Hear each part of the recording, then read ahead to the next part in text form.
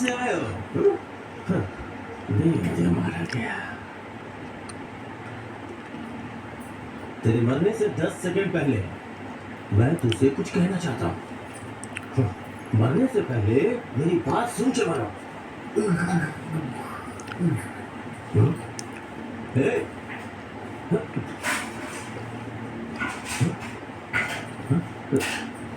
हाँ, तो चलिए, चलिए, मजा आ रहा है।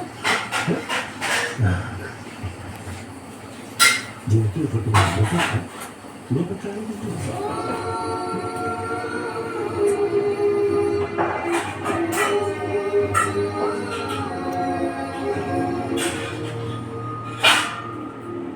आखिरी सांस तक मेरा बेटा इसी उम्मीद पर रहा कि कोई उसे बचाने आएगा, लेकिन वो नहीं समझ पाया कि कोई उसे बचाने वाला नहीं।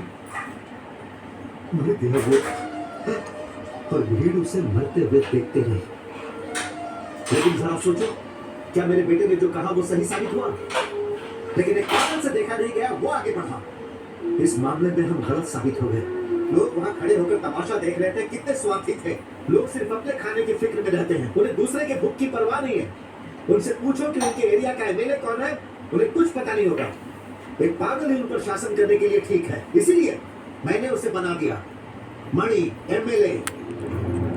इस देश में अगर भीड़ में भी कोई किसी की हत्या कर दे तो सब लोग चुपचाप खड़े होकर देखते हैं। उसी विश्वास के साथ कल फिर वे लोग एक लड़की को मारने जा रहे हैं, लेकिन इस बार मैं ऐसा नहीं होने दूंगा। मेरा बेटा जिस एक आदमी को आगे बढ़ने की उम्मीद कर रहा था वो होगा। मैं अपने बेटे को बताऊंगा कि वो आ गया है। ये देखकर मेरा बेटा खुश होगा, बहुत खुश होगा। इसीलिए मैंने तुम लोगों को वहां जाने के लिए कहा। तुम जानते हो इस काम के लिए तुम्हें क्यों चुना? जब मुझे पता चला कि मेरे बेटे को किसने मारा है तो मैंने सोचा उसके टुकड़े टुकड़े कर दूंगा। इसीलिए उस दिन मॉल में गया था। वो मेरे पीछे की टेबल पर बैठा था। अगर तुम लोग मेरे गले पर छुरा रखने में 2 सेकंड देर कर देते तो उस आदमी का सर धड़ से अलग हो जाता। तुम लोगों को देखकर मुझे बेटे की याद आ गई। जब तुमने मुझे बदला लेने का मतलब समझाया तब मेरी समझ में आया कि मैं कितनी बड़ी बेवकूफी कर रहा हूँ। मुझे पता था तुम ये बात सीरियसली नहीं कर रहे हो, लेकिन तुम सही कह रहे थे। अगर मैं उसे वहां मार देता तो कोई उसे बचाने के लिए नहीं आता और एक बार फिर मेरे बेटे की बात गलत हो जाती। उसके बाद मैंने सोचा कि क्यों ना मैं ये काम किसी तरह तुम दोनों से करवाऊं। मैं अच्छी तरह जानता था कि तुम लोग मेरी फीलिंग्स को समझोगे।